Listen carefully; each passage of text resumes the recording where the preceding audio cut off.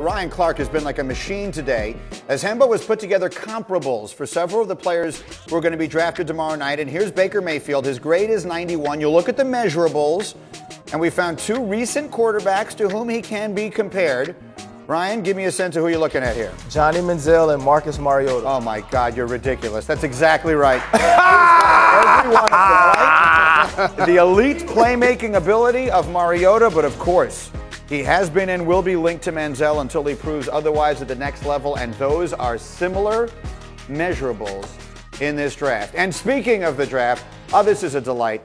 So pleased to welcome the one and only Kirk Herbstreit, who joins us here again tomorrow night. He will be on the main set for the first time of our coverage of the NFL draft, which I think is just terrific. And Herbie, I want to dive right into it, and we were just talking about Mayfield. Let's dive right in with the quarterbacks. In your mind, who are your top three most NFL-ready quarterbacks in this class? You know, when we taped the Herbies, I felt like I was on an island. I even said that with mentioning Baker Mayfield, in my opinion, is the most ready to step in and play, because there's been so much talk about Allen and Rosen and Darnold. But that's who I would start with, is Baker Mayfield. And it has everything to do with his accuracy downfield, playmaking ability from the pocket. He can also get out and make plays from the outside, and his creativity. He's able to adjust his arm angle. Everything really you're looking for, to me, in a quarterback that I think will be able to come in and play right away. Sam Darnold, there's a lot to fall in love with his size. The offense that he's coming out of at USC with Clay Helton is probably closest to an NFL style of offense. And Sam, much like Baker, can make plays from the pocket, which you have to be able to do at the next level, but also the ability to create and keep his eyes downfield and make some great throws. Josh Rosen, to me, if the pocket is clean and you want the ball to be out accurately, he is probably the best in that area as we sit here in 2018. He's lived in a pocket since he was probably an 8-year-old, so he's very, very comfortable in that style of offense. Jed Fish came over as his third offensive coordinator last year, who had some experience in the NFL, and I think that'll help transition him. The one thing that I think Josh is going to have to be able to do in the NFL, the pocket isn't always clean, as we see, and his ability to deal with that, move around in the pocket, and not just throw the ball up into traffic, which he did at times throughout his career. But that's the three that I would put in that order. All right, and all three of them certainly we expect to hear very early on Thursday night. Then let's go beyond the quarterback position. In your mind, who are your top three instant impact players at any position?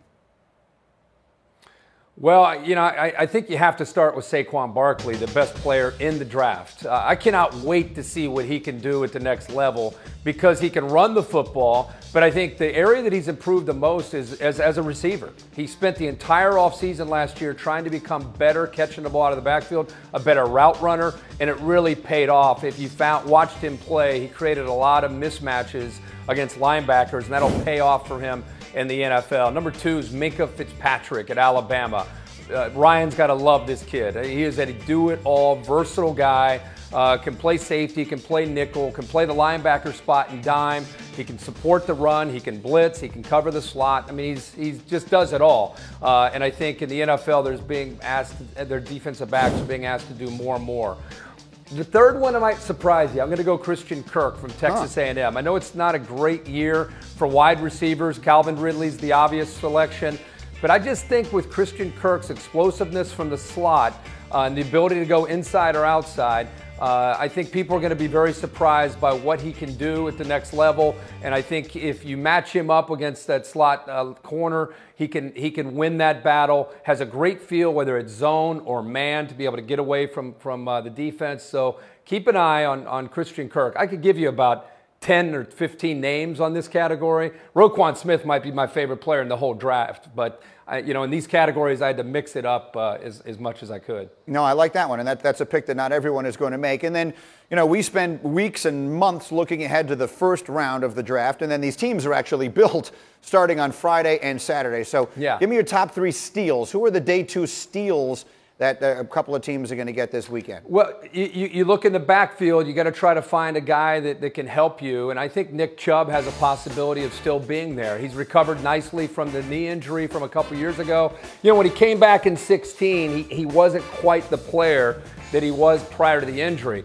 And then another offseason of weight training and getting ready, he became the Nick Chubb that we fell in love with early in his career. So he's a guy I think to look for. He can be physical between the tackles, but also has some juice. He can catch the ball out of the backfield. This guy right here has a chance to be a superstar. Anthony Miller, a former walk-on at Memphis, plays angry as a receiver, meaning he goes up for the ball as well as any receiver in this draft. He can make plays on the outside. He can leave guys. He can make plays after the catch. There's just a lot to like. And this is a little bit of a wild card. And again, Ryan's familiar with Arden Key. In a year where we just don't have a ton of great pass rushers, I think there's a lot to like as far as how twitchy Arden Key can be off the edge. He had some off-the-field situations that I'm sure the NFL has investigated. But if you can get comfortable with that side of it, I think as you look down your list, and let's face it, in the NFL, it's about one-on-one matchups, whether it's corners matching up with receivers or defensive ends trying to win the one-on-one battle, get pressure on the quarterback.